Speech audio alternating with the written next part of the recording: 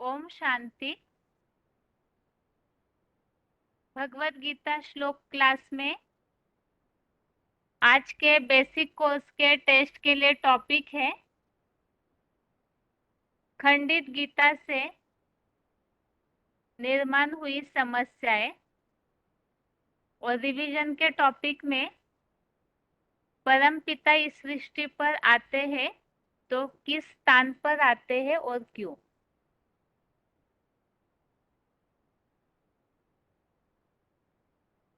और टेस्ट के लिए पहला प्रश्न है,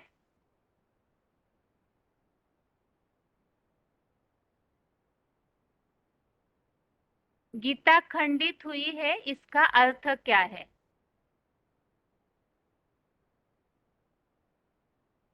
गीता खंडित हुई है, इसका अर्थ क्या है। फोन अनम्यूट है किसी का। हेलो। ओम शांति। ओम शांति दीदी। गीता खंडित हुआ उसका उसके लिए बोला गया है। अ, गीता गीता प्रकार गीता खंडित का दिया है। गीता में नाम शिव शंकर भोलेनाथ का नाम था। गीतापति के भगवान के रूप में और नाम दे दिया कृष्ण का, कृष्ण बच्चे का रूप में। गीता खंडित हो गई, इसीलिए भारत इतना विहीन हो गया। ड्रामा में ये नूद है, भारत को गिरना ही है। अब गिरते हैं भक्ति के द्वारा, क्योंकि बाप के बैठ निंदा करते हैं, और जितना भारत में भगवान की निंदा करते हैं उतना दूसरे खंड में भगवान का निंदा नहीं करते हैं। इसलिए एकज भूल खंडित कहा गया है, जिस कारण से सारी दुनिया भूली हुई है। तो भूल है गीता का भगवान बच्चे का नाम डाला दिया है, जो बच्चों को पूजा करते हैं। कृष्ण बच्चा पूजा तो पवित्र को ही की जाएगी ना, जिससे पवित्रता नहीं होती। राक्षस कहे जाते हैं, कर्मेंद्रियों हैं, उन कर्मेंद्रियों को राक्षसी कहते हैं। जो हिंसक है उसको बताया सारी सृष्टि हिंसक बना दिया। तो बच्चों को बताया आज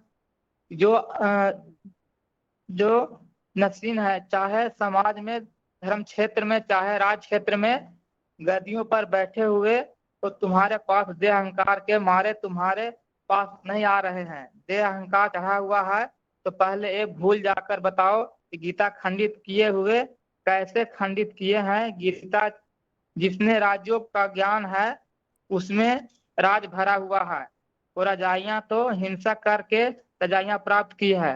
भगवान हिंसा करना थोड़े ही सिखाया, तो भूल जाकर बताओ भगवान तो जो राजयोगी बात सिखाई थी वही बात नहीं सिखाई है। ये सिखाई है गीता में काम काम क्रोध से काम क्रोधा संभवा।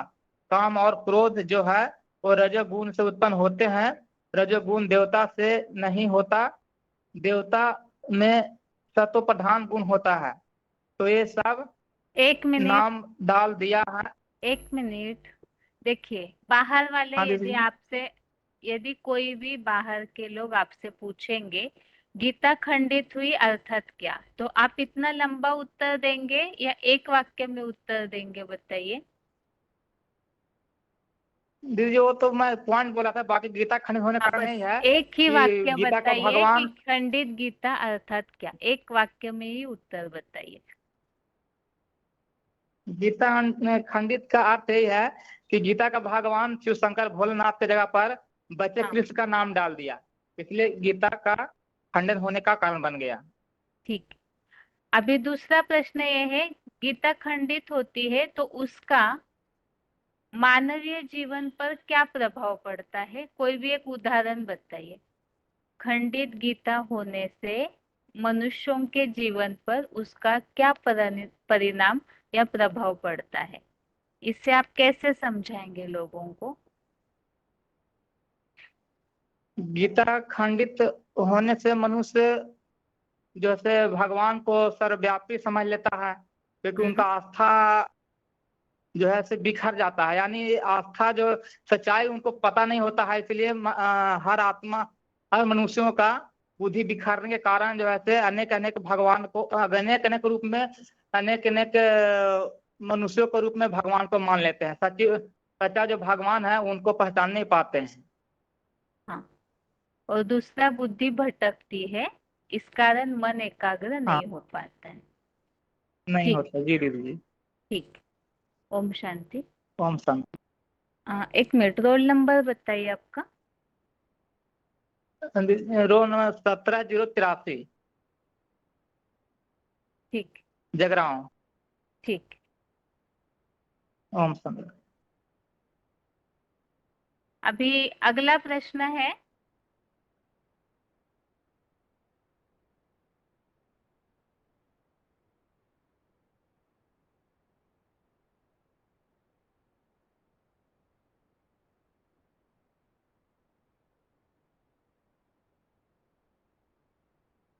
शास्त्रों के बावजूद भी आज भक्ति मार्ग या जैसे भक्ति भारतवासी ज्यादा फॉलो करते हैं और अन्य देशों की तुलना में, उसके बावजूद भी भारतवासियों पर उसका प्रभाव न दिखने का कारण क्या है?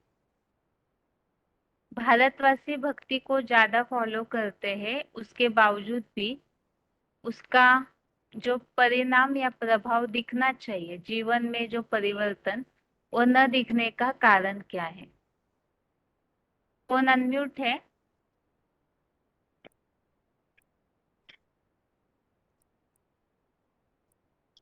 हेलो। ओम शांति। Roll number 23658। हाँ जी। जैसे बाबा ने बताते हैं कि जैसे 2500 वर्ष की जो हिस्ट्री है उसमें भी भारतवासी ही तो ज्यादा दान पुण्य करते हैं, लेकिन जो खंडित हुआ है तो जो दूसरे दूसरे धर्म आ गए ना, तो उनके कन्वर्सेशन में मतलब उनसे कन्वर्ट हो गए। जो भी रामकृष्ण की जो भी आत्माएं थी ना, तो वो भी उनके बरगलाए में आ गए। तो भारतवासी ही तो सबसे धनी बनते हैं, तो भारतवासी ही सबसे गरीब बन जाते हैं, क्योंकि जो दूसरे धर्म आ जाते हैं तो उनके वर्गलाए में आ जाते हैं।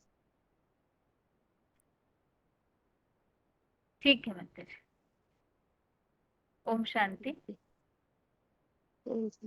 अगला प्रश्न है, भ्रष्टाचार अर्थात क्या और निर्माण होने का कारण क्या है? भ्रष्टाचार अर्थात क्या और निर्माण होने का कारण क्या है? आगे फोन अनम्यूट है किसी का?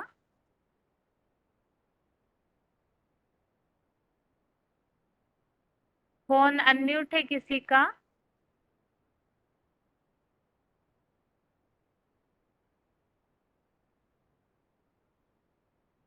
फोन हाँ अनम्यूट है एट किसी नाइन का? थ्री सेवन दो। हाँ हाँ। ठीक, 8937 दो भी बोलिए। हम्म, भ्रष्टाचार निर्माण होने का कारण पूछे ना। हाँ जी। तो जैसे भगवत गीता में मूल बात बताई हुई है कि हम आत्मा है, माना आध्यात्मिकता का ज्ञान दिया हुआ है। तो उसको नहीं समझ पाने के कारण अपने आप को शरीर समझने लगे, और शरीर समझने लगे तो विनाशी शरीर जो है उसके सुखों के पीछे इच्छाएं, कामनाएं उत्पन्न हो गई, लोभ उत्पन्न हो गया। तो लोभ, अति का जो लोभ है उसी को भ्रष्टाचार कहा जाता है, माना देह के इंद्रियों के सुख के पीछे। और मुख्य सुख ही जो भगवत गीता में बताया है कि कोई भी कार्य करना है तो काम संकल्प से वर्जित होना चाहिए। लेकिन देह समझने के कारण उसी भ्रष्ट इंद्रिय के सुख के पीछे सारे कर्मों को वो जैसे एक सेंटर बना लिया, उसके इर्द गिर्द ही सारी इच्छाएं, माना सारे कार्य करने लगे। तो उस इंद्रिय से कार्य करने की वजह से उसको कहा जाता है कि भ्रष्टाचार उत्पन्न हुआ। और भ्रष्टाचार के पीछे माना अपने इंद्रियों के सुख के पूर्ति के पीछे बैलेंस बिगड़ गया, अ, दूसरों को दुख देने का कारण बन गया, क्योंकि अपने आप को ही ज्यादा, अपने सुखों को ही ज्यादा वैल्यू देने लगे, ज्यादा महत्व देने लग गए, तो स्वाभाविक है कि दूसरों को दुख जरूर देंगे उसके पीछे। तो दुख देने के पीछे विकारी भ्रष्टाचारी लगे। ठीक है माता जी। दूसरा दूसरा कारण प्रश्न है। भी, हम्म, अच्छा ठीक है, हाँ आप मैं दूसरा बताइए। कारण भी बता रही थी। हाँ, हाँ, दूसरा कारण ये भी है कि भगवत गीता जो है, माना जो अ, गीता ज्ञानदाता है शिव शंकर भोलेनाथ, उसको न समझकर, उसको उनको न पहचान कर कृष्ण का नाम डाल दिया। और कृष्ण के चरित्र जो है वो इसके बिल्कुल विपरीत है। माना जो रानियां दिखाई, अनेक रानियां दिखाई, अनेक बच्चे दिखाए, जबकि शिव शंकर महादेव का तो अमोघ वीर्य, कामदेव को भस्म करने वाली बात आती है। तो माना दृष्ट इंद्रिय से शिव शंकर वाली जो आत्मा है उनके उनका तो बिल्कुल कहीं बात ही नहीं है, और जबकि यहाँ बिल्कुल विपरीत है। तो उस चरित्र को, क्योंकि दुनिया तो चाहे भगवत गीता पढ़ती है, जैसे कथनी और करनी का अंतर होता है, मनुष्य कथनी से ज्यादा करनी पर आकर्षित होते हैं। तो भल ज्ञान दिया हुआ है भक्त भगवत गीता में, लेकिन चरित्र तो कृष्ण का जैसे सिद्ध हो गया ना, क्योंकि करनी को ज्यादा फॉलो करते हैं लोग। तो कृष्ण की करनी और भगवत गीता के कथनी में अंतर है। ठीक है माता जी। ओम शांति। ओम शांति। अगला प्रश्न है, स्वार्थ अर्थात क्या और मनुष्यों के स्वार्थी बनने का प्रभाव समाज की जीवन शैली पर क्या दिखने में आता है? स्वार्थ अर्थात क्या और स्वार्थी बनने का प्रभाव मनुष्यों की जीवन शैली पर क्या दिखने में आता है? फोन अनम्यूट है किसी का? हाँ 24526 भेजी। ओम शांति माँ। हाँ जी, अभी तब्बवरिद्ध मैम। हाँ हेलो। माता जी। हाँ जी, बताइए। ये खंडित गीता से उत्पन्न हुई समस्याओं में प्रथम समस्या है, मेन समस्या है भ्रष्टाचार। भ्रष्टाचार निर्माण होने के कारण भ्रष्ट माता जी इंद्रियों एक से। मिनट, माता जी हाँ प्रश्न ये हाँ पूछा है, स्वार्थ अर्थात क्या और स्वार्थी बनने का ओके। समाज पर क्या प्रभाव पड़ता है? स्वार्थ माना स्वार्थ के बारे में सोचना ही स्वार्थ कहा जाता है। मनुष्य अब स्वार्थ के प्रति ही ज्यादा इंटरेस्ट करके काम कर रहे थे ना।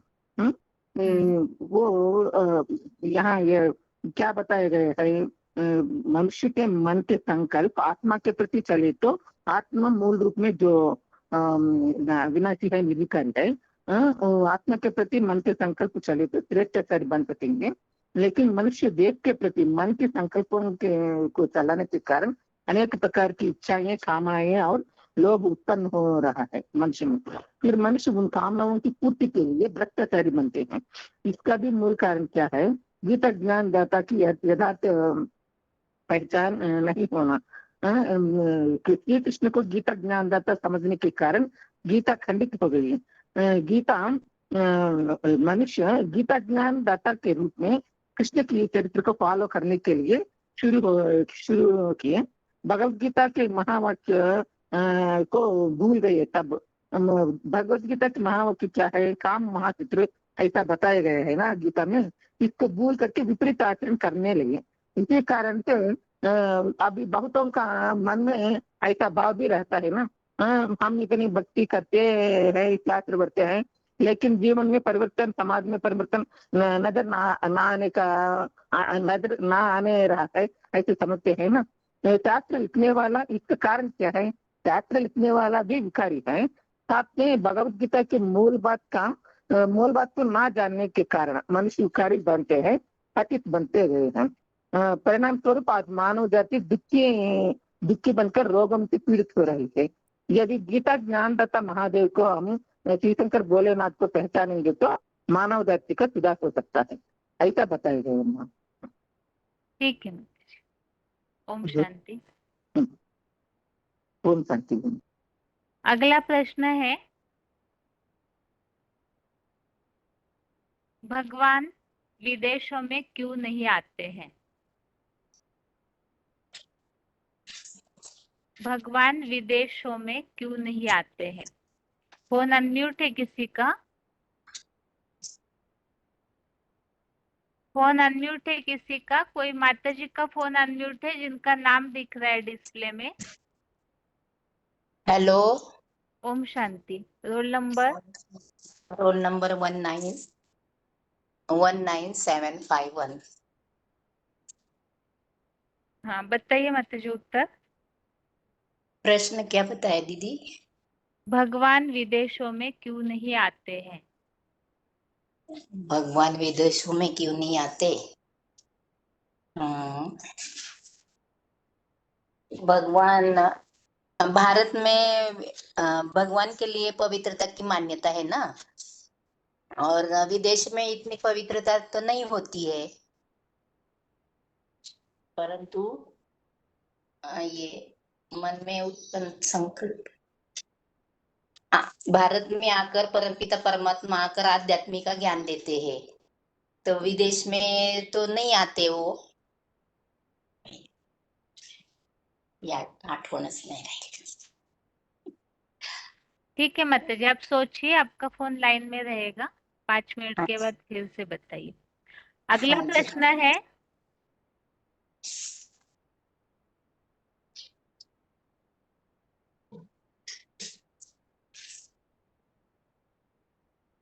भगवान का भारत में आने का कारण क्या है? भगवान का भारत में आने का कारण क्या है? फोन अनम्यूट है किसी का?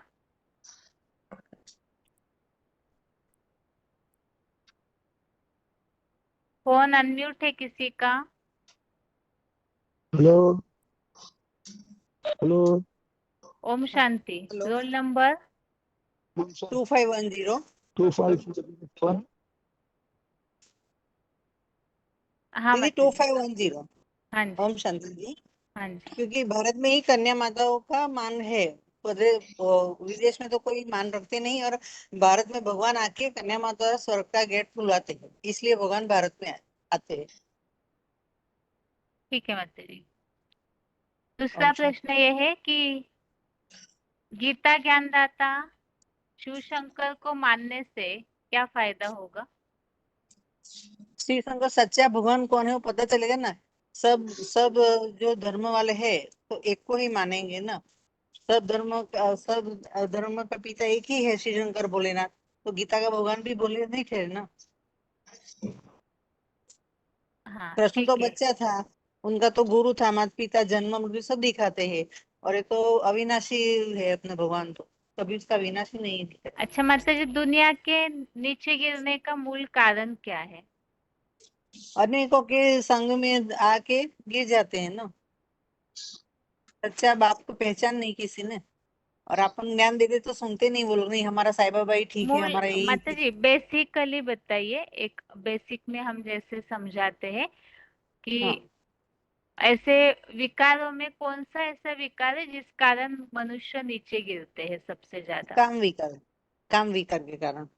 हाँ, तो इस बात आने को के लेकर संग, के हाँ। आप उदाहरण बताइए कि गीता ज्ञानदाता शिव शंकर को मानने से क्या फायदा होगा? भगवान निराकार है ना, शिव में प्रवेश करके भगवान आते हैं, राम वाली सोल। और वो अपने को गीता ज्ञान देते हैं, वो प्रैक्टिकल जीवन में क्या है, तो गीता तो आईपोड है अपना। जीवन कैसे जीने का, कर्म कैसे करने का, कर्म की इच्छा नहीं रखने की, फल की, ऐसे वो सब बताते हैं ना। वो हिसाब से भगवान शिव शंकर भोलेनाथ ही सही है। और थोड़ा सा सोचिए मत जी, आपको एक हिंट दिया है कि 5 विकारों में से सृष्टि के मूल गिरने का कारण है काम विकार, क्योंकि वो पहला हाँ सिर है रावण का। तो हाँ इस काम, बात हाँ। को कनेक्ट करके शिव शंकर ही गीता का ज्ञानदाता हो सकते हैं, आप कैसे क्लियर करेंगे? आप लाइन में रहिए, सोचिए तब तक, और किसी के लिए। ठीक। पहले जिनका फोन अनम्यूट था, माता जी उत्तर बताइए। हाँ जी। विदेश पवित्र रहता है क्या? बाबा बोले विदेश आत्माएं क्या पवित्र रहती है क्या? तो पवित्रता को पवित्रता से प्यार होना चाहिए ना। अपवित्रता से प्यार होता है क्या? अ, अ, सब दुनिया का सबसे जास्ती पवित्रता वाला, सबसे जास्ती पवित्रता को उपाधि को धारण करने वाला कौन है? कौन है? तो उपाधि को धारण करने वाला परमपिता परमात्मा है। एवर प्योर को कहा जाएगा, परमात्मा को ये और प्योर कहा जाएगा। तो जो बाप की खसूसियत है, वो खसूसियत जहाँ के लोग बहुत प्यार करते हैं, भले बहुत भ्रष्टाचार हो जाता है दुनिया में, सबसे ज्यादा पवित्र भारतवासी हो जाते हैं, परंतु फिर भी बहुत बहुत मान भी देते हैं पवित्रता का और एवर प्योर बाप को। इसीलिए बाप भारत में ही आते हैं। ठीक है माताजी, ओम शांति। ओम शांति। आगे और किसी का फोन अनम्यूट है? और प्रश्न यही है कि भगवान विदेशों में न आने का कारण क्या है? भगवान विदेशों में न आने का कारण क्या है? फोन अनम्यूट है किसी का? हेलो, ओम शांति। Roll number? 549। हाँ जी। भगवान भारत में ही क्यों आता है करके बताए थे कुछ, है ना? विदेशों में क्यों मतलब नहीं दो आते? विदेश में ना, क्योंकि भारत में पवित्रता को भगवान को ज्यादा महत्व देते हैं और दान पुण्य कार्य करने में धार्मिकता के प्रति ज्यादा आकर्षित होती है। इसलिए भगवान भारत में ही आता है। धर्म धर्म का ग्लानि भी भारत में ही होती है। भारतवासी ज्यादा दुखी होती है, इसलिए पहले भारत को सुखी बनाने माताजी, के लिए भगवान भारत में आते हैं। हाँ माताजी बोलिए। देखिए, हाँ जी। स्कूल या कॉलेजेस में जो एग्जाम पेपर होता है ना, उसमें हाँ जी, प्रश्न एक पूछा है और आप उत्तर दूसरा देंगे तो मार्क्स मिलेंगे। ना विदेश में नया आने के लिए यही बस है ना। उतना ही बताइए। आप भारत की बातें सारी बता रहे हैं। प्रश्न पूछा है अच्छा, विदेश में क्यों नहीं आते हैं, आप भारत में क्यों आते मैंने ये बता विदेश में, रहे हैं। हाँ जी, मुरलियों मना में भी भारत तो हम विदेशियों सुनते में हैं ना काफी सारी बातें कि क्यों नहीं आते विदेशों में भगवान। आप मूल वो बातें बताइए। आपको स्लाइड में नहीं मना मिलेगा विदेश वो बात। में पवित्रता को मान्यता नहीं देते हैं, और यही बात है ना खास का। हाँ, और इसके अलावा एक बात हो गई, और इसके अलावा बताइए। ये प्रश्न इसलिए अलग पूछा है, इसको आपके पास जो स्लाइड है जो डिस्प्ले में कल दिख रहा होगा, उसमें इसका उत्तर नहीं है। हम जो अच्छा, मुरलियों में बातें सुनते हैं उस अनुसार ये प्रश्न है, इसीलिए अलग प्रश्न पूछा है। ठीक है, आप और सोचिए कारण माता जी, और एक दो कारण सोचिए जो मुरलियों में हम हमेशा सुनते हैं। अभी आगे आगे के लिए प्रश्न है जो अभी प्रश्न पूछा था कि सृष्टि के गिरने का कारण क्या है और उससे गीता ज्ञानदाता किस तरह से प्रत्यक्ष हो सकते हैं। सृष्टि के गिरने का कारण क्या है और उस आधार से गीता ज्ञानदाता कैसे प्रत्यक्ष हो सकते हैं। फोन अनम्यूट है किसी का?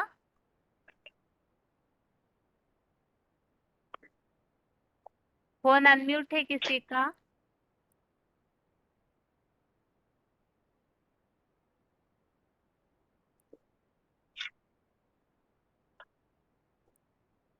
फोन अनम्यूट है आगे किसी का?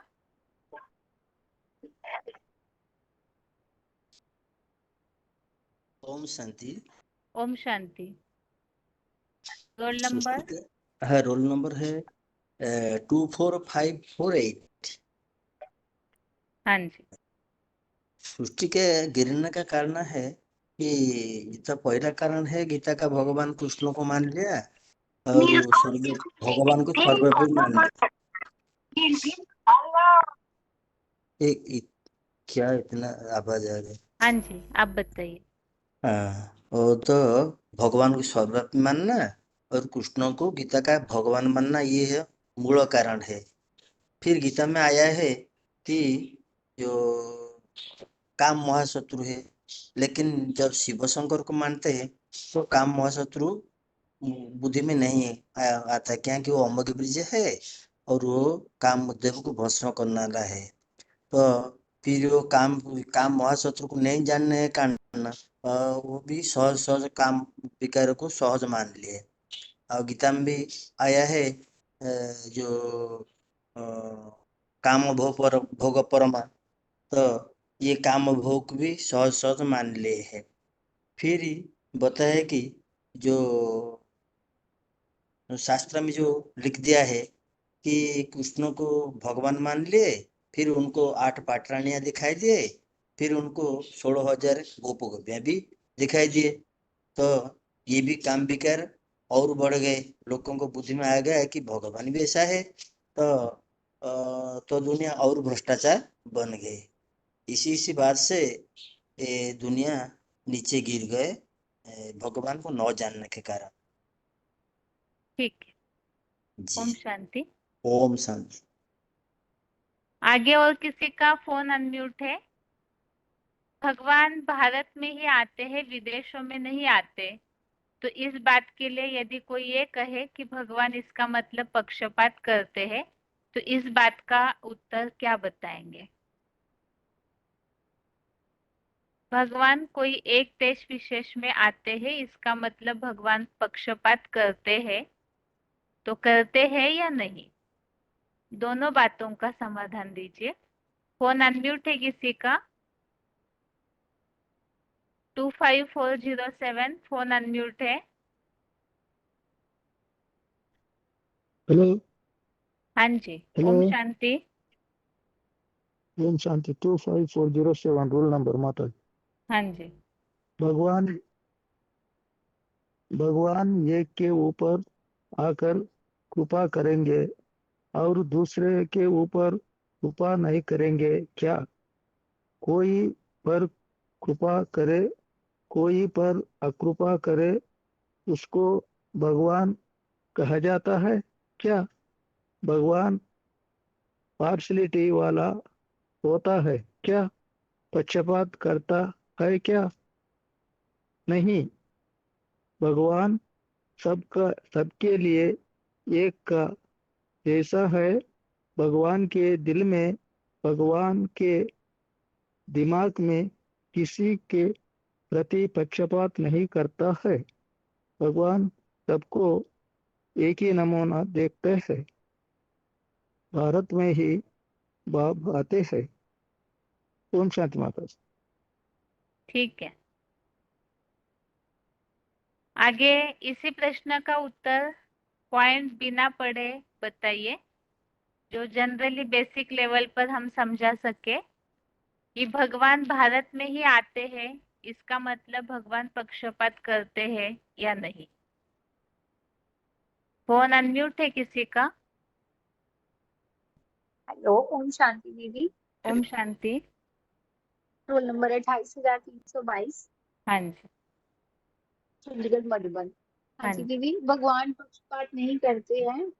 उनके लिए तो सब बच्चे एक समान है। जैसे एग्जाम्पल के लिए घर में माँ बाप होते हैं, उनके कुछ कोई बच्चा अच्छा है, कोई बुरा है। बुरा इन सेंस मतलब कम कहना मानता है, तो मतलब माँ बाप तो उसके प्रति ऐसे तो नहीं कि उसको उसके लिए कुछ नहीं करेंगे या उसको प्यार नहीं करेंगे, उसका ख्याल नहीं रखेंगे। ऐसे तो नहीं होता ना, तो वो सबका ख्याल रखते हैं जो उनके बच्चे हैं। तो ऐसे ही भगवान के भी सब बच्चे हैं, तो वो भी अपने सब बच्चों का ध्यान रखते हैं। लेकिन वो लोग उनको जब जानते नहीं, पहचानते नहीं, फिर उनकी बातों को मानेंगे कैसे? तो ना मानने के कारण वो खुद ही अपने दुखों का कारण बन जाते हैं।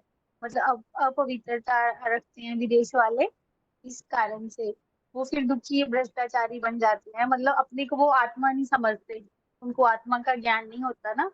भारत वासियों को भगवान आके आत्मा का और स्व का फर्क बताते हैं कि अपने आप को आत्मा समझो, और वो समझते हैं। जब उनको अपना स्व का ज्ञान होता है तो आत्मा समझने से श्रेष्ठाचारी बनते हैं, और अपने को श्रेष्ठ समझने से हम भ्रष्टाचारी बनते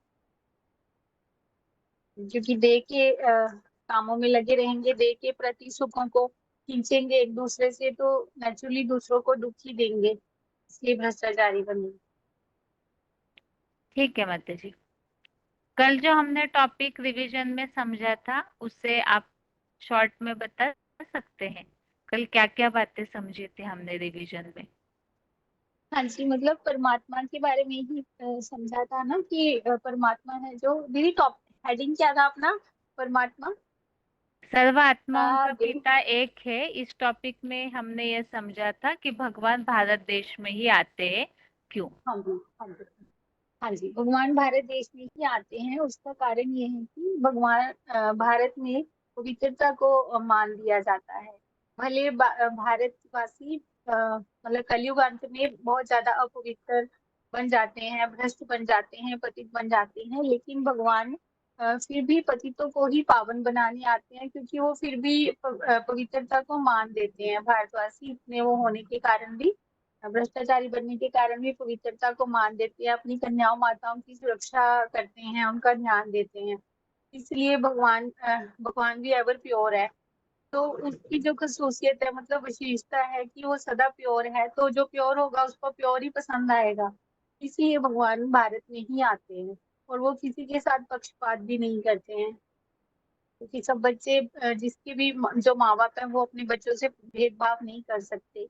लेकिन जो बच्चे उनको जानेंगे नहीं, उनकी बात को मानेंगे नहीं, तो अब नेचुरली वो फिर भ्रष्ट रह जाते हैं, जैसे दुनिया में भी होता है। तो दीदी टॉपिक तो ये छोटा ही था, हाँ जी। और कुछ, हाँ इसमें कुछ और बताना है तो पूछिए। नहीं, कल तो थोड़ा ही टॉपिक था माता जी। ठीक हाँ है, ओम जी, शांति। ठीक है। ओम शांति। अभी कल जो गीता के भगवान में हमने टॉपिक समझा है, तो उस टॉपिक को शॉर्ट में बताना है। फोन अनम्यूट है किसी का? फोन अनम्यूट है किसी का?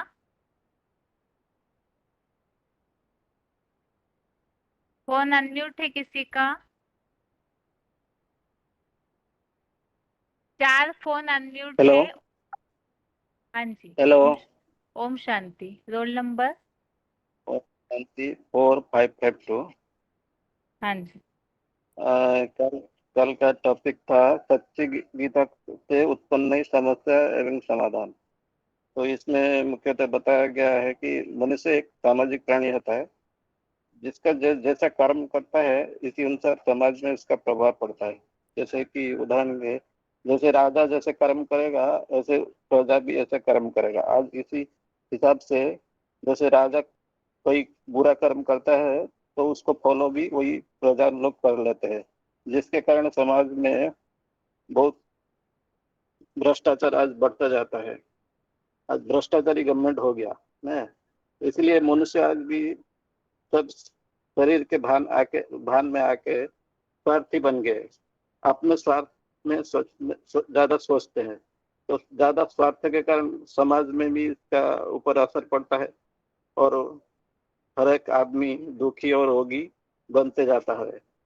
तो ऐसे ही ये जो भक्ति है अनेक वर्षों से चला है, वेद शास्त्र मनुष्य पढ़ता है, फिर भी समाज गिरते जा रहा है। उसी को अनुकरण करते करते समाज दुखी हो रहा है और शोषित होते जा रहा है, और अनेक दुख और शोषण के कारण समाज भ्रष्टाचारी बनते जा रहा है। और इसी भ्रष्टाचारी के कारण जब भगवान आते हैं तो आध्यात्मिकता का ज्ञान देते हैं, और अपने को आत्मा जो स्वस्थ है वही श्रेष्ठ कर्म करते हैं, और जो शरीर समझते हैं वो भ्रष्ट कर्म में लिप्त हो जाते हैं, और अपना संकल्प भी उसी हिसाब से चलता है।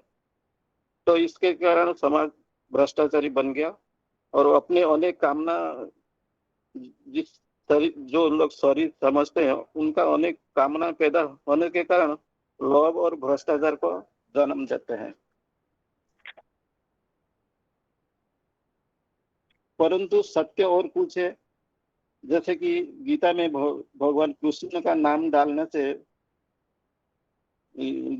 से वो सर्वव्यापी का ज्ञान हो जाता है और भ्रष्टाचार विस्तार को पाते जाता है। और गीता में भी बोला है काम महाशत्रु है, परंतु दुनिया इसको स्वीकारता नहीं है, क्योंकि कृष्ण को 8 पाटरानियां और 16,108 गोपियां का साथ उनका संबंध को जोड़ दिया है। इसी को अनुकरण करते करते समाज और मनुष्य अपने भ्रष्ट इंद्रियों को नियंत्रण नहीं कर पाने के कारण काम विलास के भोग में लिप्त हो जाता है। जैसे गीता में शिव शंकर को भोलेनाथ अगर उसका नाम डालते तो वो काम महाशत्रु पर जीत पाते हैं, और इसको समाज भी स्वीकार करता, क्योंकि शंकर है अमोघ वीर और कामदेव को भस्म करने वाला। परंतु गीता में कृष्ण का नाम डालने से जो जन्म मरण चक्र में आने वाला होता है और जन्म मरण चक्र में आता है और परमात्मा सर्वव्यापी सब मनुष्य समझते हैं, तो शिवहम बैठ गए सब मनुष्य अपने अंदर भगवान समझते हैं, अंदर भगवान है। परंतु मनुष्य तो सब है विकारी, और पैदाइश भी विकार से होता है, तो उनका विकारी बुद्धि बनने के कारण ये भगवान को मौत को, जो गीता का भगवान शिव शंकर भोलेनाथ है, उसको स्वीकार नहीं करते हैं और उनको भी नहीं कर पाते।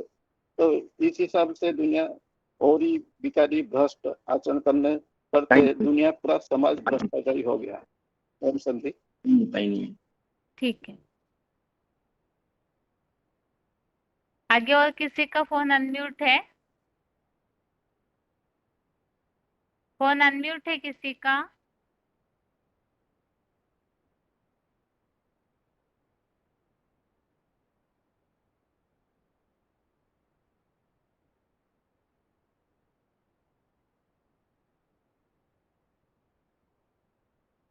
अभी अगला प्रश्न है, सर्वात्माओं के पिता इस टॉपिक को हमने लिंक वाइज समझा है, तो परम पिता के देश तक हम पहुंचे हैं। तो शुरू से हमने जिस लिंक से सर्वात्माओं का पिता इस टॉपिक को समझा है, तो वो लिंक बतानी है कि किस टॉपिक के बाद हमने क्या क्या समझा है। आपको जो याद है आप उतना बताइए। शुरुआत जहां से हुई, फोन अनम्यूट होता जाएगा, आपको सिर्फ इतना बताना है कि इस टॉपिक के बाद हमने क्या क्या समझा है। आपको जितना याद है आप उतना बताइए, उसके बाद आगे और किसी का फोन अनम्यूट होगा।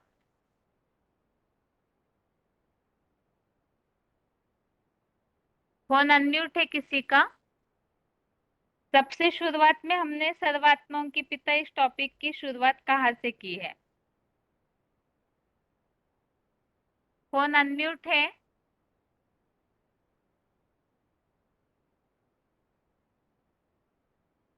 आगे और किसी का फोन अनम्यूट है? हाँ दीदी, 8937 तो मुझे हाँ जी। पहले हमने ये समझा था कि भगवान को कोई जानते हैं क्या, माना यथार्थ रीति जानते हैं क्या, तो उसमें थोड़ी बातें बताई थी। सिर्फ लिंक बताने के लिए। हाँ जी, लिंक केवल। हाँ, तो भगवान को यथार्थ रीति जानते हैं या नहीं, के बाद उसको थोड़ा डिटेल समझते हुए कि विरोधाभास वाली कौन सी मान्यताएं हैं उसको समझा था। फिर भगवान को यथार्थ रीति न जानने के कारण जो नुकसान हुए उसको समझा था। मैं दीदी टॉपिक देख कर बता रही हूँ, हाँ जी, क्योंकि ऐसा लिंक याद नहीं है मुझे। हाँ जी। तो हाँ, अनेक हाँ, और फिर अनेक मान्यताएं होने के कारण, अनेक मान्यताएं जो निर्माण हुई उसका कारण, फिर उसके बाद शास्त्रों में जो गलत फहमियां माना शास्त्रों में जो बातें लिखी है उसके कारण जो गलत फहमियां पैदा हुई उसको, फिर ऋषि मुनि जो नहीं जानते हैं उसके लिंक को समझा था। उसके बाद भगवान स्वयं आकर परिचय देने का कारण क्या बनता है, मानो जैसे ऋषि मुनि भगवान को नहीं जानते हैं तो इसलिए भगवान को स्वयं आना पड़ता है, वो स्वयं परिचय देते हैं। फिर संपूर्ण परिचय को पकड़ते हुए नाम रूप देश काल सहित जानने वाली बात को समझा। उसके बाद भगवान को जानने से प्राप्ति क्या होगी इसको समझा था। ठीक है उसके माता बाद जी। भगवान का कोई रूप है। हाँ रुकिए माता जी, अच्छा। ठीक। आगे और किसी का फोन अनम्यूट है? फोन अनम्यूट है किसी का? हेलो। ओम शांति। Roll number? 20,495। हाँ जी। बहन जी, मेरा ये टॉपिक है, कल जैसे बाबा ने बताया था ना कि ये खंडित गीता से उत्पन्न समस्या। बाबा ने कहा गीता ज्ञान। आप माता जी 1 मिनट रुकिए, अभी प्रश्न कुछ अलग चल रहा है, आपको दोबारा अनम्यूट करूंगी इस प्रश्न जी में। ठीक। आगे और किसी का फोन अनम्यूट है? फोन अनम्यूट है माता जी, अभी जहाँ रुके हैं सर्वात्माओं के पिता इस टॉपिक के लिंक, उसके ओम आगे का शांति। बताइए। ओम शांति बहन जी। हाँ जी, रोल नंबर? 27988, दरसुड़ा मधुबन। हाँ जी बताइए। भगवान का कोई रूप होता है क्या? माता और जी लिंक बताना है केवल, आप पूरा पढ़ना मत शुरू कीजिए, हाँ सिर्फ हाँ बहन लिंक। जी। हाँ। भगवान का रूप क्या है? आत्मा का रूप ही आत्माओं के पिता का रूप है। भगवान अति सूक्ष्म है, अव्यक्त है। भगवान ज्योतिबिंदु स्वरूप है। श्रीमद् भगवत गीता और उपनिषद। हिंदू धर्म में मान्यता ज्योतिर्लिंग बृहद बृहदंड मम भूदेकम प्रज्ञानाम बीजम अव्ययम। ज्योतिर्लिंग स्वरूप के अन्य यादगार। ठीक है माता जी, फिर से स्टडी कीजिएगा अच्छे से, अगली बार इस टॉपिक के लिंक आप फिर से बताइए ठीक से, ठीक है? ठीक है बहन जी। हाँ। आगे और किसी का फोन अनम्यूट है? ओम शांति बहन ओम जी। शांति। मदीना गोल्डा। हाँ जी। 22046। हाँ जी। भगवान का रूप क्या होता है और आत्मा का रूप ही आत्माओं का पिता का रूप है। अन्य धर्मों में निराकार रूप की मान्यता। अन्य धर्म और हिंदू धर्म में मान्यता ज्योतिर्लिंग। हिंदू धर्म में अन्य यादगार परम ज्योतिर्लिंग स्वरूप की यादगार और भगवान से ऊंचा और कोई नहीं है। परमपिता का नाम शिव है। तो मनुष्यात्माओं और परमपिता के नाम में अंतर। और भक्ति मार्ग में एक गलत फहमी हुई। परमपिता का नाम तो शिव ही है और भक्ति शिव सिर्फ आत्मा का नाम ही है, कोई देहदारी का नाम नहीं। देवता और भगवान एक नहीं है, अलग है। भक्ति मार्ग में गलत फहमी हुई। परमात्मा का नाम शिव है, मनुष्यात्माओं का नाम में अंतर है। देवता और भगवान एक नहीं है और देवात्मा और भगवान में अंतर है। परम पिता का देश और परम पिता के घर के अन्य नाम। हर धर्म में परमधाम की मान्यता। गीता में परमपिता के धाम का उल्लेख आया है। गीता और ज्योतिर्लिंग स्वरूप की यादगार। भगवान से ऊंचा और कोई नहीं है। ठीक है माता जी, आप पीछे गए फिर आगे आने के बाद। पीछे ठीक है गए। माता जी। ठीक है माता ठीक। जी। ओम शांति। ठीक। ओम शांति। अगली बार बिना देखे बताइए, ठीक है ना? सारा रेडी करके। ठीक। आगे और किसी का फोन अनम्यूट है?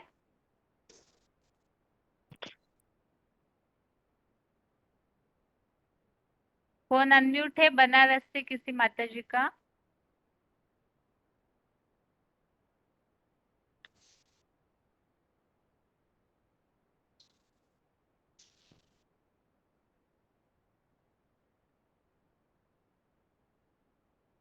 फोन और किसी का अनम्यूट है? फोन अनम्यूट है। ओम शांति। ओम शांति।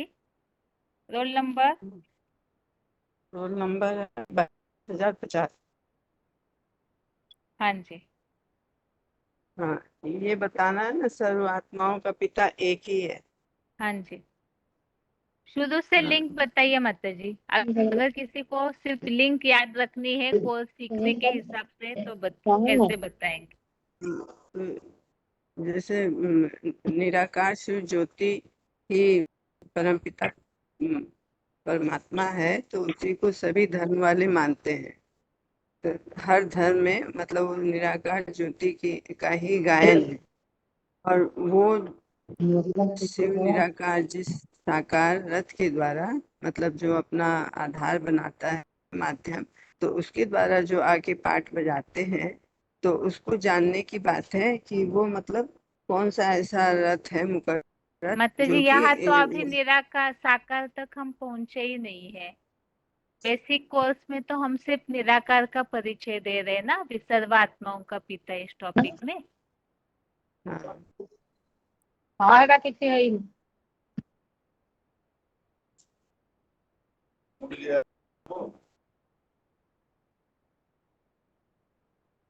ठीक है माता जी, आप थोड़ा सा नजर डालिए, दोबारा अनम्यूट करती हूँ आपको। आगे और किसी का फोन अनम्यूट है?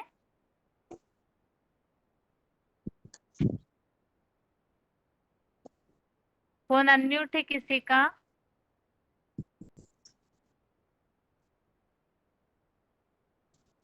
अभी जिन्होंने हाथ उठाया तुरंत ही देखिए अपने फोन पे जो ऐप द्वारा जुड़े हैं। आगे और किसी का फोन अनम्यूट है?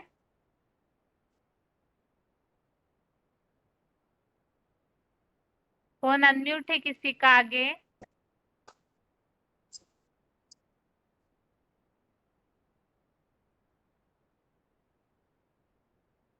फोन अनम्यूट है किसी का?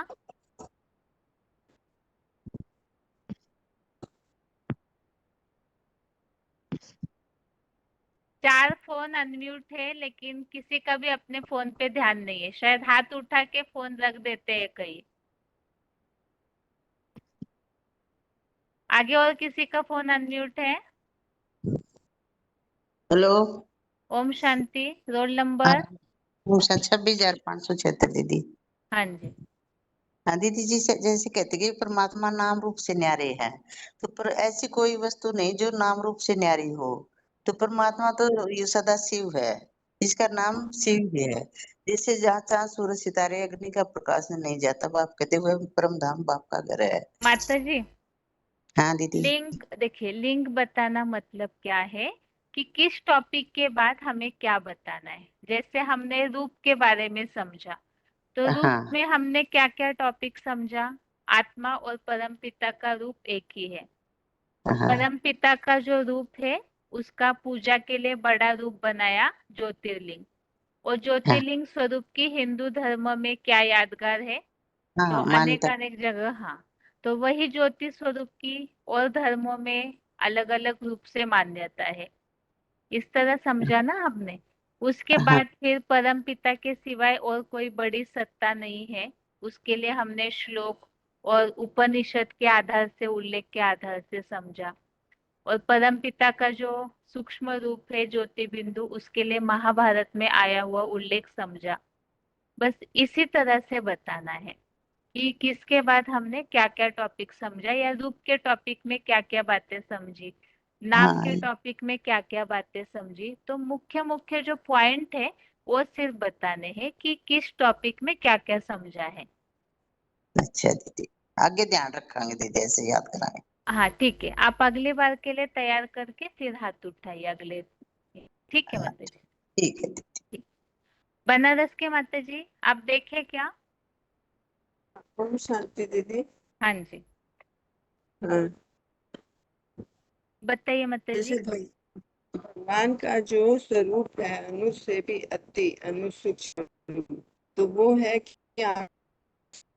दिखाई नहीं देता है, तो यही है कि वो ज्योति स्वरूप है, ज्योति से भरपूर है, जिसको कहते हैं ज्योतिष ज्योति, अंधकार से भी परे ले चलो। तो इसी का उल्लेख आया है उपनिषद में भी, तेजो में, कि वह तेजो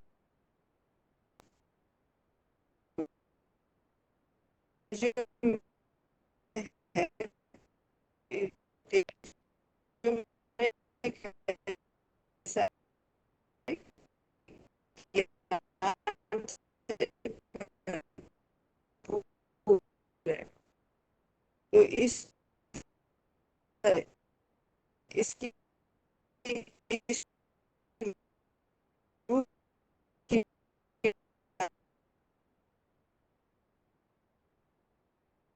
हेलो माता जी, आपका आवाज नहीं आ रहा है।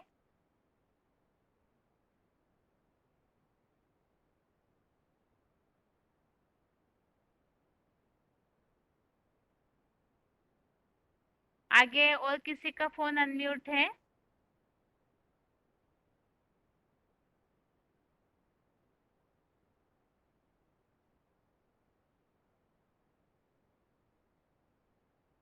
फोन अनम्यूट है किसी का आगे?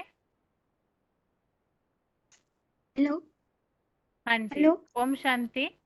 ओम शांति। रोल दीदी नंबर? 2731। दीदी मैं मुरली पॉइंट बोलने के लिए हाथ उठाए थे, वो भगवान विदेश में नहीं आते, इसलिए वो पॉइंट हो गए ना। हाँ माता जी। हाँ, इसीलिए उसके लिए हाथ उठाए थे मैंने। ठीक है माता जी, आप इस प्रश्न का उत्तर दीजिए। सर्व आत्माओं के पिता, इस टॉपिक में हमने क्या क्या बातें समझी है भगवान का परिचय देने के बारे में? दीदी मैं वो स्टडी नहीं किया था, थोड़ा गलत हो जाता है ना, इसीलिए। हाँ कोई बात नहीं, आप बेसिक कोर्स तो कराए होंगे ना सर्वात्माओं का पिता इस टॉपिक में। हाँ बेसिक कोर्स किसी को तो समझाए होंगे, तो क्या क्या बातें समझाते हैं वो बातें, कोई भी 2-3 बातें बताइए।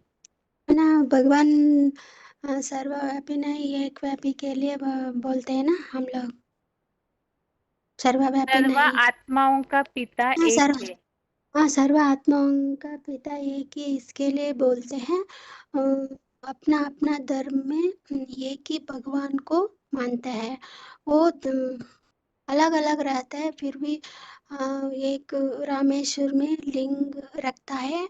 मना विदेशी, वो तो विदेशी सिख है, उनके अलग से भगवान को मानता है। वो दूसरा वाला है बटिया, वो पत्थर रख करके वो भगवान को मानते हैं, इसीलिए दूसरा दूसरे वो भगवान को अपना अपने धर्म से मानते हैं, ऐसे बोलते हैं दीदी हम। ठीक है, हाँ ओम ठीक शांति। है, ओम शांति। आगे और किसी का फोन अनम्यूट है?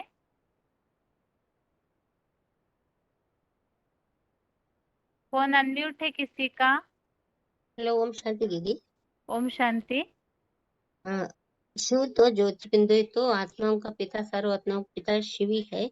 वो सभी धर्मों में मानते हैं कि, तो शिव तो बिंदु है, पूजा के लिए उसका बड़ा लिंग बनाकर पूजा करते हैं। तो भारत में कहाँ भी खुदाई कीजिए और वो दूसरे दूसरे खुदाई की शिवलिंग मिलता है। तो इस शिवलिंग की यादगार सब धर्म में मानते हैं कि अ, कृष्ण भी गोपेश्वर में शिवलिंग का पूजा कर, रामेश्वर में राम भी पूजा करते हैं। और सन्यासी सिख वाले एक ओंकार निराकार ओम कहते हैं। और चैनी वाले एक पत्थर का बटिया रख के उसको मन बुद्धि से एकाग्र करते हैं। और जो भी है सभी वो मानते हैं। तो मुस्लिम जो है तो भगवान हर्ष में रहता, फर्श में नहीं रहता है। और क्रिश्चियंस कहते God is light, God is truth करके ऊपर ऊपर ही देखते हैं। तो ये सभी धर्म वाले मानते हैं। तो यही ऊंच ऊंच एक है। कोई अभी साकार में आकर हम बिंदु तो है, तो मनुष्य तो साकार है, तो ज्ञान नहीं मिलता ना, इसलिए उन साकार में आकर के हमको सभी को परिचय भी देते हैं। तो शिवलिंग की सभी देशों में, सभी धर्मों में मान्यता है। ठीक है माता जी, ओम शांति। ओम शांति। अभी हाथ सभी का नीचे किया जा रहा है। और पिछले हफ्ते किसी ने बाली द्वीप की गीता के लिए प्रश्न पूछा था, तो वो हाथ उठाइए। बाली द्वीप की गीता संबंधित जो पिछले हफ्ते टॉपिक चला था, उस संबंधित किसी ने प्रश्न पूछा था। यदि अभी क्लास में जुड़े हैं तो हाथ उठाइए।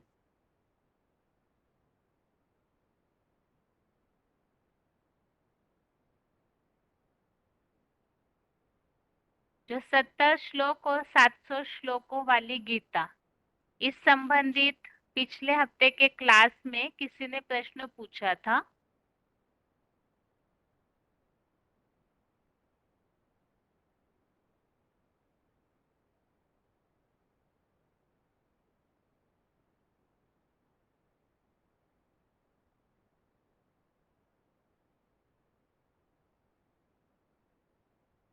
ठीक है, वैसे तो उस दिन क्लास में पिछले हफ्ते के टेस्ट में सभी लाइन में थे, तो वो प्रश्न जो पिछले हफ्ते ये ऐसे बात पूछी थी किसी ने कि बाली द्वीप की जो गीता मिली हुई है वो 70 श्लोकों की है, और ये बताया जा रहा है कि ये जो 700 श्लोकों वाली गीता है ये बाद में बनी हुई है। तो जो ओरिजिनल गीता है उसमें संभवामि युगे युगे ये श्लोक नहीं है, और अभी जो 700 श्लोकों वाली गीता है उसमें ये श्लोक है, जिसका हम रेफरेंस देते हैं सभी को प्रूफ के तौर पर कि भगवान के आने का यही समय है।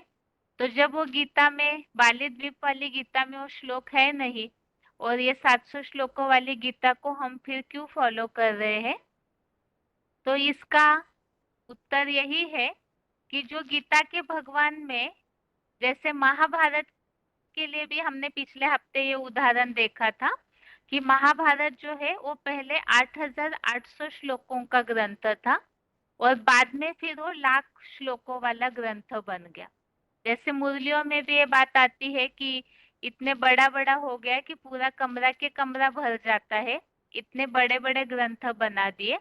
ऐसे ही भगवत गीता के बारे में भी, तो ये जो उदाहरण गीता के भगवान के किताब में दिया हुआ है, 70 श्लोक से 700 श्लोक की गीता बनी, तो वास्तव में ये उदाहरण इस प्रसंग में समझाया जाता है कि शास्त्रों में धीरे धीरे करके एडिशंस होते गए हैं, तो उसके कारण जो उसकी सच्चाई है वो लोप हो जाती है।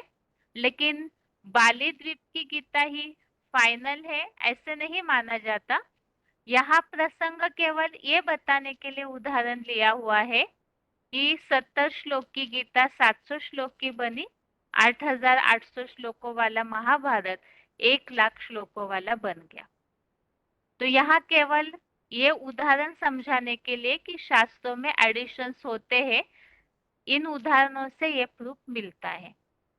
बाकी रही दूसरी बात कि हम अभी 700 श्लोकों की गीता जो समझाने के हिसाब से, भक्ति मार्ग वालों को क्लियर करने के हिसाब से पढ़ रहे हैं, तो अभी तो शिव बाबा प्रैक्टिकल में सृष्टि पर आकर के जो बताया, के समझे कवि के समझे रवि, इस अनुसार वही भगवत गीता का पूरा क्लैरिफिकेशन तो हमें समझा ही रहे हैं। जैसे कि एक वार्तालाप में बाबा ने इस बात का उदाहरण दिया है, शास्त्रों में आटे में नमक मिसल सच्चाई है, तो वो जो नमक है जब पूरी तरह से आटे में घुल जाता है तो नमक का जो कण कण है वो आटे में तो रहता ही है। तो इसी तरह से शास्त्रों में वो सच्चाई लुप्त हो गई है, तो उसमें से सार निकाल करके शिव बाबा उन्हीं बातों को क्लियर करते हैं। तो इसी तरह भगवत गीता की जो बातें हैं उसे भी शिव बाबा अभी मुरलियों के द्वारा क्लियर कर ही रहे हैं, ताकि भक्ति मार्ग वाले जिस गीता को अभी फॉलो कर रहे हैं तो उसी आधार से उन्हें भगवान का परिचय स्पष्ट रीति से दे सके। और अभी आगे अगर किसी ने बेसिक कोर्स रेडी किया हुआ है तो वो हाथ उठाइए। ऐसे हाथ उठाइए जिन्होंने अभी तक एक बार भी बेसिक कोर्स नहीं बताया है। हाथ अभी वो लोग उठाइए जिन्होंने एक बार भी बेसिक कोर्स इस टेस्ट क्लास में नहीं बताया है।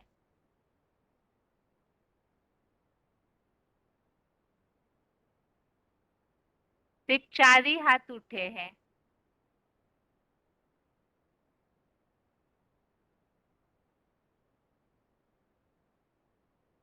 फोन अनम्यूट है किसी का? हेलो। ओम ओम शांति। शांति। Roll number? Roll number 100131। माता जी आप शायद पिछले हफ्ते बताए हैं ना कोर्स? उठाए हैं लेकिन दीदी बताए नहीं कुछ। अच्छा ठीक है उठाए थे, माता। आप अनम्यूट नहीं किए तो बताए नहीं। ठीक है माता जी बताइए। हाँ, वो आत्मा की टॉपिक पर बताती हूँ। हाँ जी। पहले जो मैं कौन हूँ और जो हम बोलते हैं मैं और मेरा, इसमें अंतर क्या है? मतलब जन्म के पहले हम क्या थे, मृत्यु के बाद हमारा परिचय क्या है, आत्मा शरीर में जितना मतलब भिन्नता क्या है। हड्डी मांस की जो पुतला है जिसमें जड़ कहा जाता है, आत्मा तो चैतन्य है, तो जड़ और चैतन्य दोनों मिलकर के जीवात्मा कहा जाता है। तो देह और आत्मा ये अलग चीज है। मेरा जैसे हम बोलते हैं मेरा और मेरा शरीर ये है, मेरा ये है, लेकिन मैं और मेरा ये अलग अलग शब्द है। लेकिन देह अविनाशी है और आत्मा अविनाशी है। जिसके लिए गीता में भी बताया है, 2 अध्याय 30 नंबर श्लोक में बताया है। तो आत्मा अविनाशी जो देह नित्यम अवधेय देह है, जो मतलब बहुत जो 5 तत्वों की जो बना हुआ ये देह है वो विनाशी है और आत्मा अविनाशी है। और आत्मा में 3 शक्ति है, जहाँ मतलब मन बुद्धि संस्कार कहा जाता है।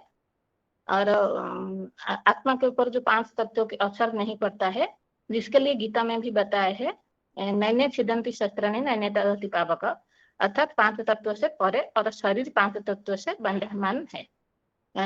लेकिन आत्मा जब शरीर छोड़ती है, कोई कहते हैं ना 5 मिनट पहले वो चला गया, मतलब वो तो शरीर बड़ी पड़ा हुआ है लेकिन वो सामने तो है, लेकिन कौन चला गया जिसको बोलते हैं कि वो चला गया?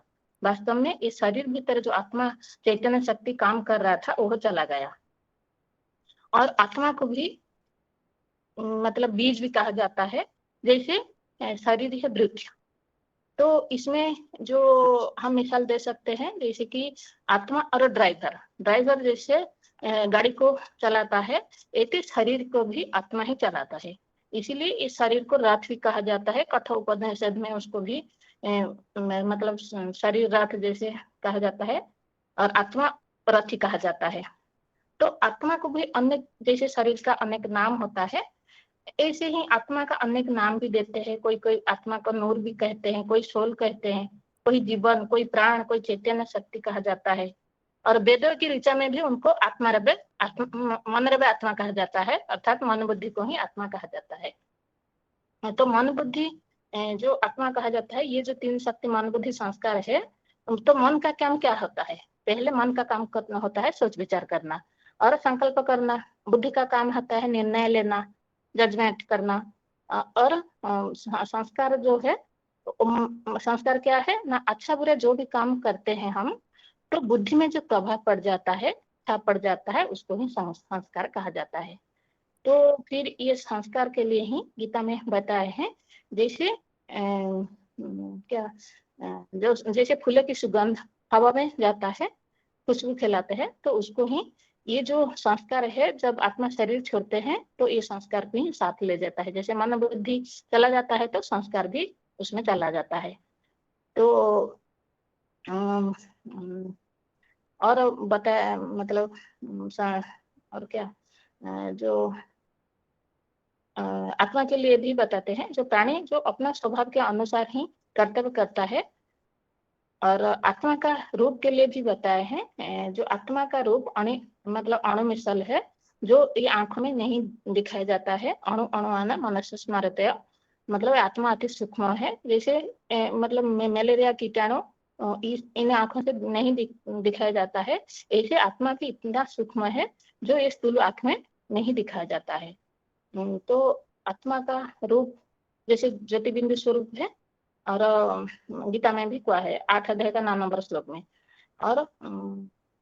और गीता में कहा है जो कि ये ज्ञान नेत्र से ही ये आत्मा को देखा जाता है। जैसे 15 अध्याय और में 10 में बोला गया है, कि आत्मा को ही बुद्धि नेत्र से, तीसरा नेत्र से मतलब देख सकते हैं। अब आत्मा का जो निवास स्थान कहाँ है? निवास स्थान जैसे गीता में बताए हैं, जे भ्रुव मध्य प्राण अवश्य सम्यक, मतलब ये भ्रुकुटी के बीच में ही आत्मा रहता है। जैसे ऊंचे स्थान पर आत्मा बैठती है, तो ऐसे आत्मा मतलब शरीर के जो ऊंचा स्थान है जिसको उत्तमांग कहा जाता है, तो जैसे राजा सिंहासन में बैठते हैं ना, तो गीता में भी बताया है भ्रुकुटी मध्य प्राण अवश्य सम्यक। तो ये जो शरीर है और आत्मा जो मतलब रथी है, जैसे सूर्य क्या करता है ना, सारी संसार को रोशनी देता है, ऐसे आत्मा भी इस शरीर से ही प्रकाशित करता है। जैसे गीता में भी बोला है 13 अध्याय का 33 नंबर श्लोक में। तो जैसे और क्या, उसी तरह आत्मा शरीर बदल करके प्रकाशित होता है। तो इसका यादगार में बिंदु मतलब माताएं बिंदी लगाते हैं, भाई लोग तिलक लगाते हैं, इस आत्मा का मतलब सम्मान देने के लिए। आत्मा के शक्ति और उदाहरण जैसे हम मतलब अंगुली कट जाता है, जैसे अंगुली फड़फड़ाता है, तो ये नहीं कहेंगे कि आत्मा इस अंगुली में ही है। लेकिन आत्मा जब शरीर छोड़ती है तो एक शरीर छोड़ करके दूसरा शरीर भी लेती है, जिसके लिए गीता में भी बताया है कि वांसांसी जिन्नानि तथा विहाय, मतलब 2 अध्याय का 22 नंबर श्लोक में। अर्थात जो पुराने वस्त्रों को आत्मा छोड़ करके नए वस्त्र धारण करती है। आत्मा जन्म मरण के चक्र में आते हैं, और क्योंकि आत्मा भोगी है, जिसके लिए गीता में बताया है पुरुष प्रकृति भुक्त, क्या दीदी वो श्लोक याद नहीं है। जैसे आत्मा जो है वो भोगी है, इंद्रियों के द्वारा ही भोग भक्ति है, कारण वो जन्म मृत्यु चक्र में आती है।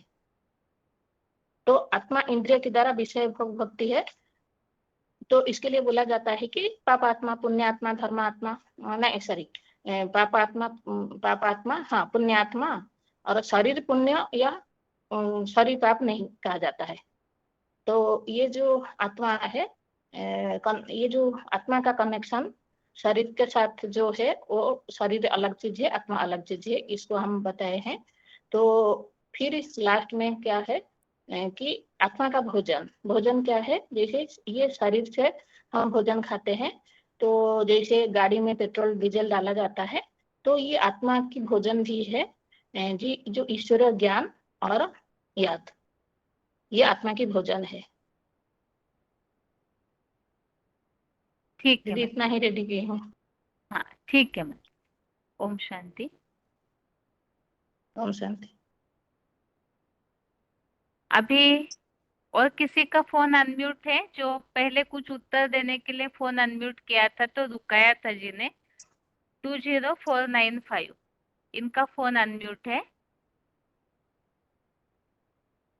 20495 माता जी फोन अनम्यूट है, शायद सूरत के माता जी है।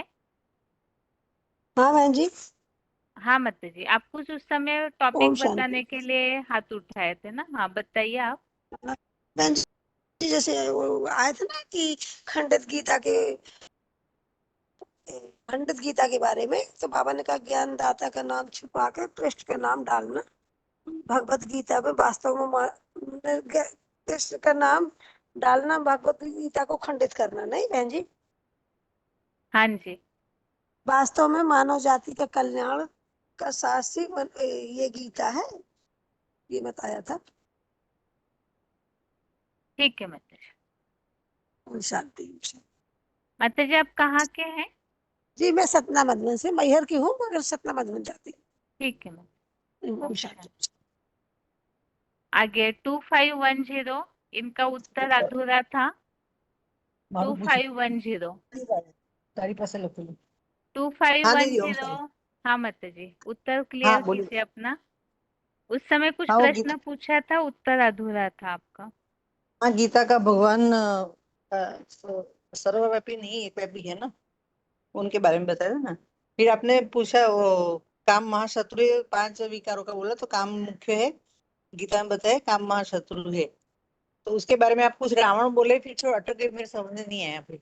अच्छा, प्रश्न ये पूछा था माता जी कि हाँ काम महाशत्रु है, इस आधार से आप गीता के भगवान को कैसे स्पष्ट करेंगे?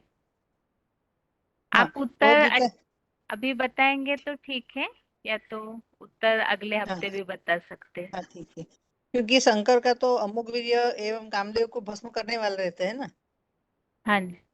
इसलिए गीता का भगवान कृष्ण नहीं शिव शंकर बोल रहे थे, उनको शंकर का महाशत्रु वाली बात को सहज स्वीकार करता है। और वो गीता का भगवान जन्म मरण के चक्र में नहीं आता, कृष्ण तो जन्म मरण के चक्र में आते हैं। परमात्मा को भी सर्वव्यापी कर दिया और हर मनुष्य अपने को शिव हम समझ बैठे हैं। तो खरा खरा तो यानी सही तो वही है गीता का भगवान शंकर शिव शंकर भोलेनाथ। ठीक है माता जी। ठीक ठीक से बराबर जवाब नहीं आया दीदी, मैं तैयारी करती हूँ फिर। हाँ जी हाँ। हाँ ओम शांति। और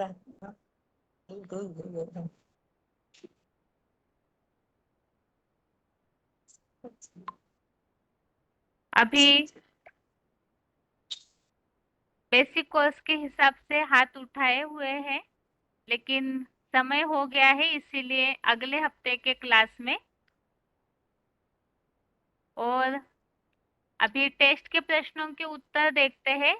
इसके साथ ही अभी इसलिए बेसिक कोर्स रुकाया क्योंकि ये जो लिंक का प्रश्न पूछा था, तो लिंक बताने के हिसाब से हो सकता है कईयों को समझ न आया हो, तो इसीलिए ही अभी टेस्ट के उत्तरों के साथ ही सर्व आत्माओं का पिता कौन, इस लिंक को बताया जाएगा। आप सभी इस लिंक को नोट करके रखिए। लिंक नोट करने से ये फायदा है कि आपको कोर्स बताने में सुविधा होगी, और अगले हफ्ते वो लिंक आपको बतानी होगी कि सर्व आत्माओं का पिता एक है, इसमें किस टॉपिक के बाद क्या बताना है। तो आप लिंक नोट कीजिए। अभी के क्लास में अगर पूरा होता है 5 मिनट में तो पूरा, अन्यथा आधा लिंक आज नोट कराया जाएगा, आधा लिंक अगले हफ्ते के टेस्ट में।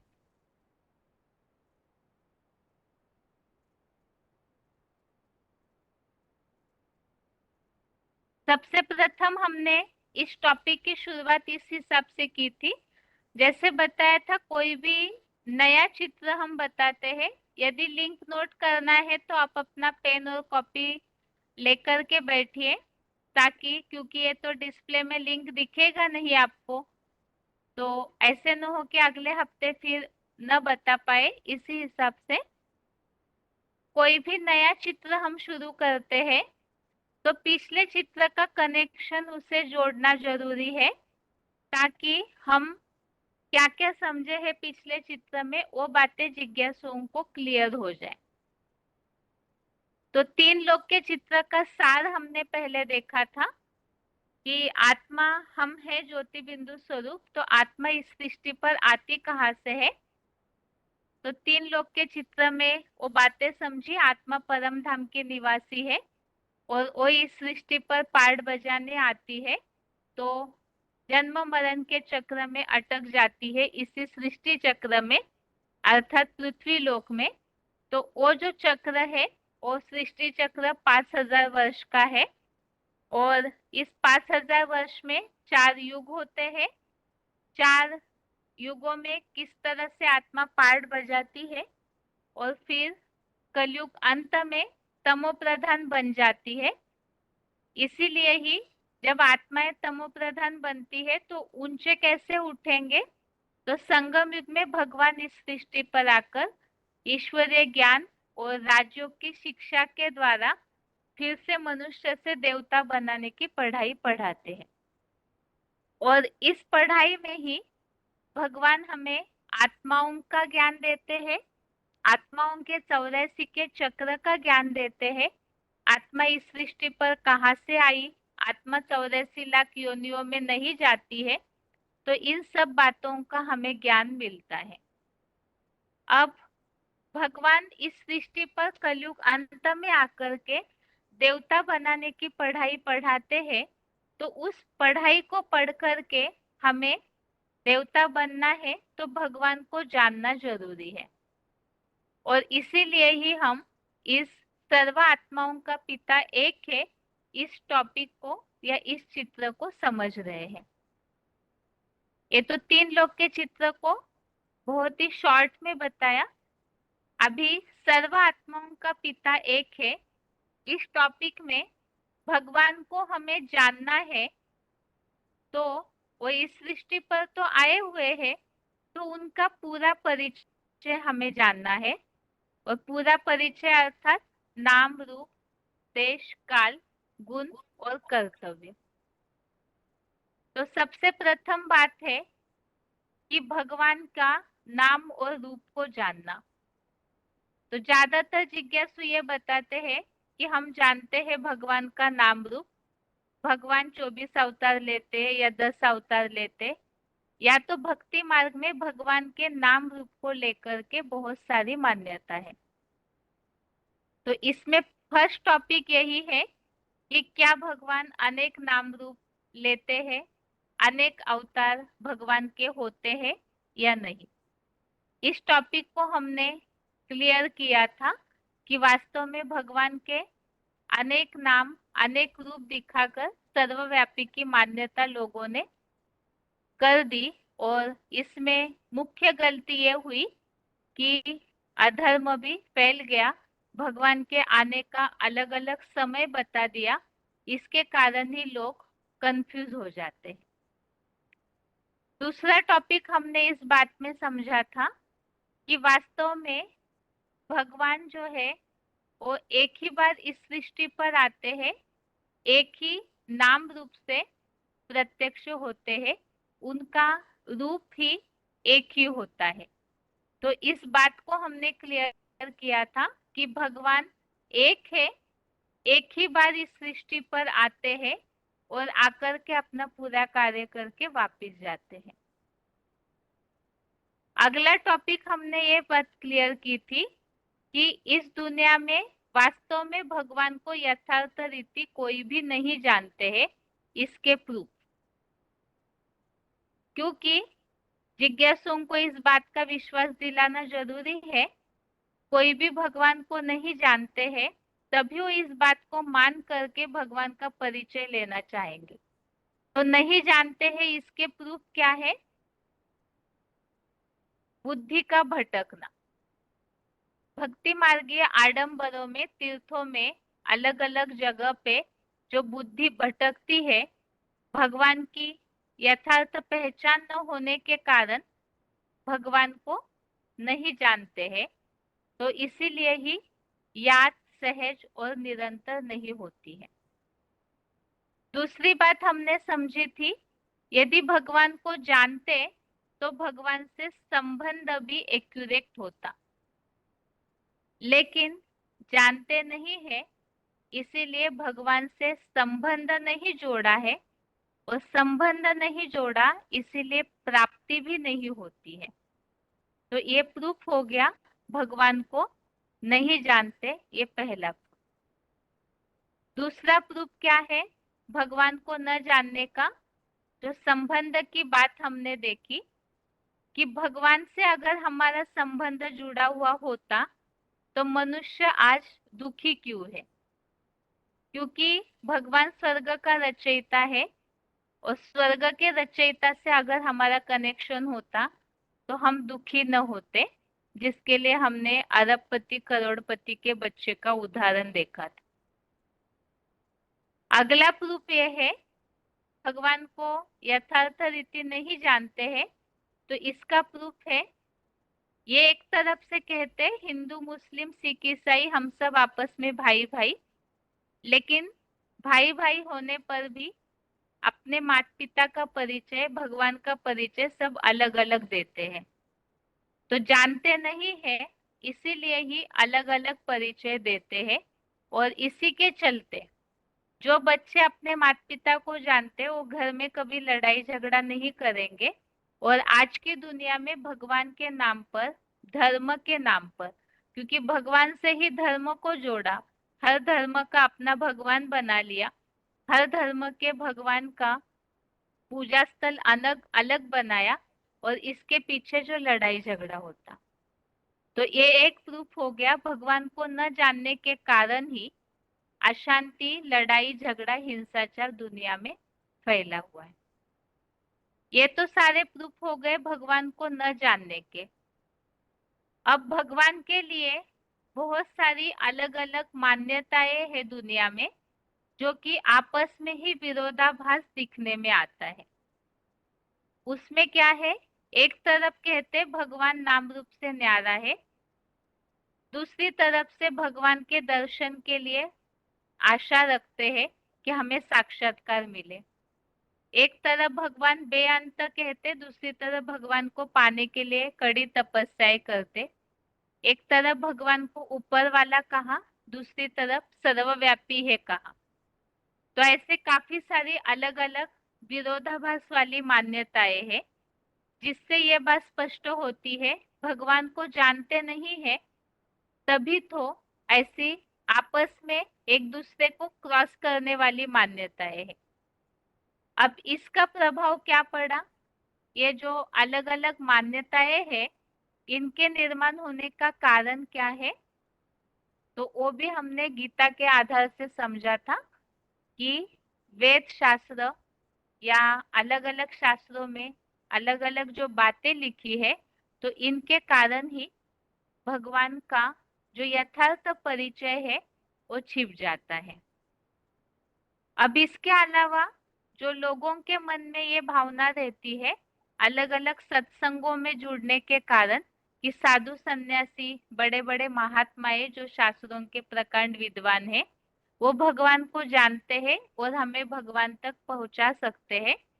तो गीता के आधार से हमने इन बातों का प्रूफ समझा। वास्तव में इस दुनिया में कोई भी भगवान को यथार्थ रीति नहीं जानते हैं। और अगला टॉपिक हमने ये समझा था कि भगवान को कोई नहीं जानते, इसलिए भगवान स्वयं आकर अपना परिचय देते हैं। तो इसमें गीता का श्लोक समझा था हमने, जो स्वयं आकर के भगवान अपना परिचय देते हैं। अगला ये हमने समझा था परम पिता का नाम, रूप, देश और काल। तो इसमें अलग अलग और टॉपिक है। तो ये तो सर्व आत्माओं का पिता एक है, इसकी शुरुआत की लिंक बताई। थोड़ा कहीं कहीं क्या क्या बातें बतानी इसलिए बताया ताकि आप जब कोर्स रेडी करें तो आपको हिंट मिले ये कोर्स रेडी करने के लिए। इस हिसाब से तो अगले हफ्ते तक आप इतनी तैयारी कीजिए, अगले हफ्ते के टेस्ट में इसके आगे नाम, रूप, देश, काल में और क्या क्या टॉपिक हमें ध्यान रखने चाहिए कोर्स करते समय, तो वो बातें बताई जाएगी। क्योंकि ये टॉपिक अभी और 2 हफ्ते के क्लास में ही पूरा हो जाएगा, तो आपको ये कोर्स भी रेडी करना है। इसीलिए एक लिंक अगर याद रखेंगे तो कोर्स रेडी करने में सुविधा होगी।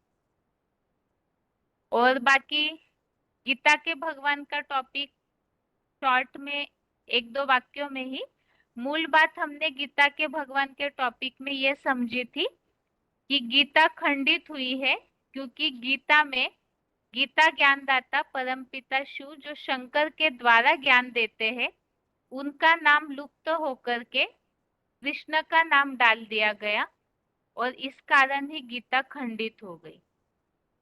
और ये गीता खंडित हुई है, इसका प्रभाव समाज पर ये पड़ता है जो बताया कि मनुष्य स्वार्थी बनते हैं। स्वार्थी अर्थात अपने शरीर के पोषण की चिंता करते हैं। और इसका कारण क्या है स्वार्थी बनने का, तो गीता में जो मूल बात बताई है आत्मचिंतन, आत्मा की गहराई में जाना, इसे मनुष्य भूल गए। मन शरीर की चिंताओं में लग गया और शरीर की चिंताओं में जहाँ संकल्प शक्ति लग जाती है तो वहाँ कामनाएं निर्माण हो गई, अर्थात इच्छाएं। और ये इच्छाएं ही लोभ का रूप धारण कर लिए, जिसके कारण भ्रष्टाचार निर्माण होने लगा। और दूसरी बात यह है कि यदि गीता ज्ञानदाता की बात बुद्धि में रहती तो गीता में जो उपदेश दिया है काम महाशत्रु है, ये बात भी बुद्धि में रहती। गलती यहाँ ये हुई गीता में तो काम महाशत्रु बताया है, लेकिन गीता ज्ञानदाता कृष्ण का चरित्र विपरीत दिखने में आता है। 16,000 रानियां रखी, 8 पट रानियां रखी, इसीलिए गीता के जो श्रीमत है उस पर किसी ने विश्वास रखना उचित नहीं समझा। यदि गीता ज्ञानदाता शिव शंकर को जान लेते, ये बात गलत रीति से प्रसारित न होती कि गीता ज्ञानदाता श्री कृष्ण है, तो शिव शंकर ही गीता ज्ञानदाता है, तो उनका चरित्र तो वैरागी, काम विकार को भस्म करने वाले के रूप में है, तो सहज सहज मान लेते। और आज जो समाज कामोपभोग परमा इसके अनुसार भ्रष्टाचारी बन गया है, परिणाम स्वरूप विनाश तक पहुंच गए हैं, बुद्धि का नाश हो गया है, तो वो दिखने में नहीं आता। और इसके अलावा जो अनाउंसमेंट 2-3 दिन से हम सुन ही रहे हैं, फिर भी एक बार इसीलिए रिमाइंड किया जा रहा है, जो कल ही 15 अगस्त है और कल शाम को ही 8 से 9 बजे तक हिंदी का ऑनलाइन संदेश देने का प्रोग्राम है। तो डिटेल तो इसके पहले भी नोट कराया हुआ है नंबर सहित। यदि नंबर आप ठीक से नोट न किए हो तो नंबर आप नोट कर लीजिए, और भाषाओं का डिटेल जो 98 वाला फोन है उस पे स्टेटस पर डला हुआ है, तो आप उसको ले सकते हैं, और नंबर भी उसी कार्ड पे है, तो उसे भी आप ले सकते हैं। इसके अलावा जो ऐप स्कैनिंग कोड जो है, इस बार नया सिस्टम यूज किया हुआ है, जैसे आजकल बहुत लोग इस द्वारा ही जुड़ते हैं, तो इसीलिए ही आप इस बात की भी जानकारी दे सकते हैं जो भी इस ऑनलाइन संदेश प्रोग्राम में जुड़ना चाहते हैं। इसके अलावा मुख्य बात यह है, यदि आपने इसके पहले भी किसी को ऑनलाइन संदेश प्रोग्राम में जोड़ा होगा, तो आप दोबारा उन्हें, अर्थात जब भी ऐसा संदेश प्रोग्राम होता है तो आप उन्हें जरूर जुड़ने बोलिए। अगर रेगुलर स्टूडेंट नहीं बनना चाह रहे, कोर्स करने के भी इच्छुक नहीं है, लेकिन कम से कम इस संदेश प्रोग्राम के बहाने उनके कान में कुछ न कुछ ये ईश्वरीय संदेश की बातें जाती रहेगी। जैसे मुरलियों में बाबा ने बोला है, बीच बीच में सुनते हैं तो उसी समय ही सही, लेकिन ऐसों को संपर्क ही बना करके रखना चाहिए। विशेष तो ये बात वीआईपी के हिसाब से बताई है। तो आप जरूर ऐसे कीजिए कि अगर रेगुलर कोई सुनना न भी चाहते हो तो कम से कम 1 घंटे का प्रोग्राम हर बार अटेंड करेंगे, तो भी संपर्की बने जरूर रहेंगे और कभी ना कभी उनके मनसा पे इसका प्रभाव पड़ेगा ही। तो नंबर एक बार फिर से देख लीजिए। Dialing number 01164800114, meeting ID 2516506684, password 150824#। और हिंदी के लिए 15 अगस्त है और तेलुगु के लिए 16 अगस्त, कन्नड़ के लिए 17 अगस्त, 17 अगस्त, मराठी के लिए 18 अगस्त, 18 अगस्त मराठी, इंग्लिश के लिए 19 अगस्त, इंग्लिश 19 अगस्त, नेपाली 20 अगस्त, नेपाली 20 अगस्त, गुजराती 21 अगस्त, गुजराती 21 अगस्त, उड़िया 22 अगस्त, उड़िया 22 अगस्त, बंगाली 23 अगस्त, बंगाली 23 अगस्त, तमिल 24 अगस्त, तमिल 24 अगस्त। ये भाषाओं का डिटेल है, तो आप प्रयास जरूर कीजिए आपके जितने भी पहचान वाले हैं उन्हें इस ऑनलाइन संदेश प्रोग्राम में जोड़ने का। बाकी इस अनाउंसमेंट के साथ ही आज के लिए गीता क्लास यहाँ पूरा होता है। ओम शांति।